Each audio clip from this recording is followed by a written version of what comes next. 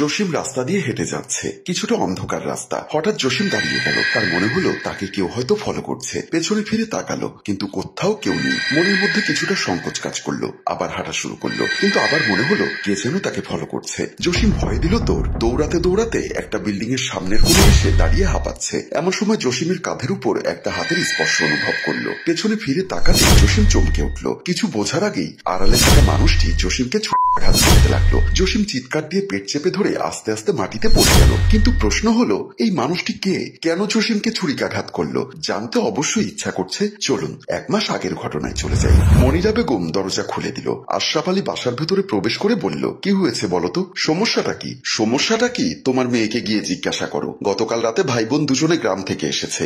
সকাল থেকে আমি সাথীকে ঘুম থেকে ডাকছি, কিন্তু সে ঘুম থেকে উঠছেই না। আর তোমার ছেলে ফাহিম কিছু বললেই হাহা করে হাসছে। এখন রাত 8টা বাজে, এখনো সাথীর ঘুম থেকে ওঠার কোনো নামগন্ধ নেই। ফাহিম তো ছোটবেলা থেকে এমন, কিন্তু সাথীর কি হলো? ও কেন এত সময় ধরে ঘুমোচ্ছে? আমি সেজন্যই তোমাকে বারবার ডিস্টার্ব করছি। যাও তোমার মেয়েকে ডাকো। আশরাফ আলী একটু টেনশনে পড়ে গেল। তারপর অফিসের ব্যাগটা মনিরা বেগমের হাতে দিয়ে মেয়ের রুমের দিকে পা বাড়ালো। সাথীর বিছানার পাশে এসে বসলো। সাথীর মাথায় হাত বুলিয়ে মা সাথী বলে ডাক দিল, কিন্তু সাথীর ঘুম ভাঙছে না। এমন সময় হাসতে হাসতে ফাহিম দৌড়ে এসে বাবার পাশে দাঁড়িয়ে বলল, আব্বু আব্বু, আপুকে ডেকো না, আপু রেগে গেলে কিন্তু তোমার ঘাড় মুটকে দিবে। বলে আবার হাসতে হাসতে রুম থেকে বের হয়ে গেল। আশরাফ আলী কিছুটা অবাক হলো ছেলের মুখে এমন কথা শুনে। তারপর আবার সাথীকে ডাকতে লাগলো। হঠাৎ সাথী শোয়া থেকে উঠে বসলো, ভয়ঙ্কর চোখে তার বাবার দিকে তাকালো। আশরাফ আলী কিছুটা ভয় পেয়ে কাপা কাপা গলায় বলল, কি হয়েছে মা, তুই এভাবে আমার দিকে তাকিয়ে আছিস কেন? সাথী এবার ভরাট পুরুষ কণ্ঠে চোখ বড় বড় করে তাকিয়ে বলল, কিরে আশরাফ আলী, তুই আমার ঘুম ভেঙে দিলি কেন?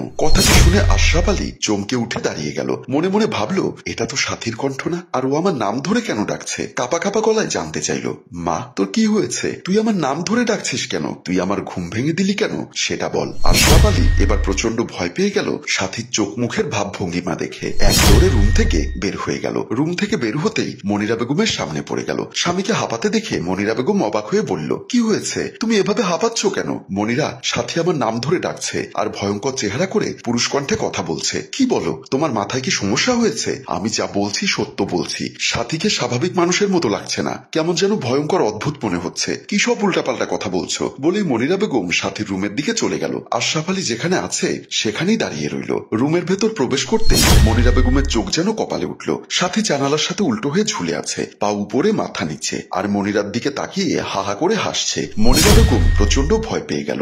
আমতা আমতা করে বলল, মা সাথী, তোর কি হয়েছে? আবারও সাথী ভয়ঙ্কর ভাবে কণ্ঠস্বর পুরুষের মতো করে বলল, এই মনিরা, তোর স্বামী আমার ঘুম ভাঙিয়েছে। আমি তোকে আর তোর স্বামীকে শান্তিতে থাকতে দেব না। বলেই হাহা করে হাসতে লাগলো। মনিরা ভয় পেয়ে দৌড়ে রুম থেকে বের হয়ে গেল। রুম থেকে বের হতে আশরাফ আলী বলল, বলেছিলাম তুমিও ভয় পাবে, এখন তো বিশ্বাস করলে, কিন্তু সাথী এমন করছে কেন? এমন সময় ফাহিম হাসতে হাসতে দৌড়ে এসে বলল, এই কেনর উত্তর আমার কাছে আছে। কি উত্তর আছে বল বাবা? বলবো না।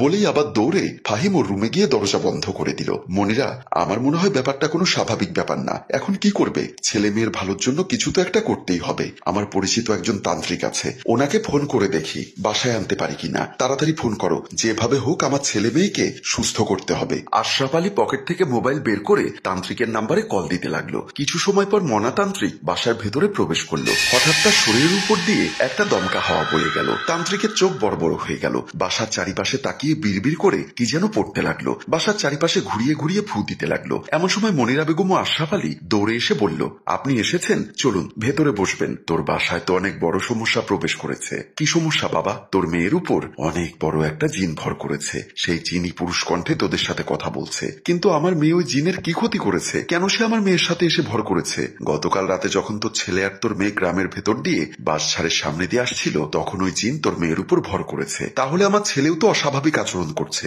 তোর ছেলের উপর ওই জিনের ছোট্ট একটা বাচ্চা ভর করেছে। তাহলে এখন কি করা যাবে বাবা? তোর মেয়ে কোথায় আছে? এই তো একটু আগে দেখলাম ওর রুমে বসে আছে। আচ্ছা ঠিক আছে, আগে চল একটা রুমে বসে কিছু মন্ত্র পাঠ করি, তারপর দেখবে আস্তে আস্তে সব ঠিক হয়ে যাবে। ঠিক আছে বাবা, চলুন ড্রয়িং রুমে বসি। বলেই তান্ত্রিককে নিয়ে মনিরা বেগম ও আশরাফ আলী ড্রয়িং রুমের ভেতর প্রবেশ করলো। ড্রয়িং রুমের ভেতর প্রবেশ করতেই সবার চোখ যেন কপালে উঠলো। একটু আগে সাথীকে দেখে আসলো বেডরুমে, তাহলে সাথী মুহূর্তের মধ্যে ড্রয়িং রুমে আসলো কিভাবে? তান্ত্রিক চোখ বড় বড় করে আগ বাড়িয়ে সাথীর কাছে আসতেই সাথী বসা থেকে উঠে রাগান্বিত হয়ে তান্ত্রিকের গালে কষে চড় বসিয়ে।